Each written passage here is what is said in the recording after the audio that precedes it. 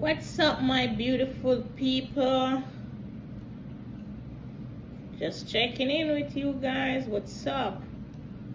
So my beautiful country Jamaica is under a tropical storm watch right now.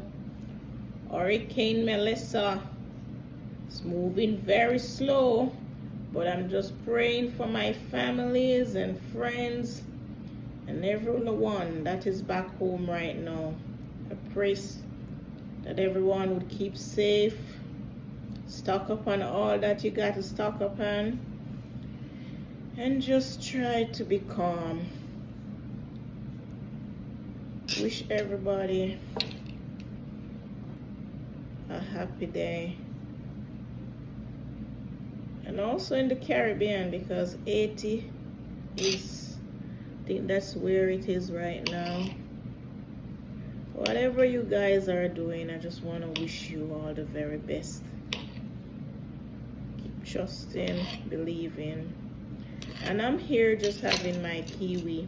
Have a blessed day, my people. It's so good.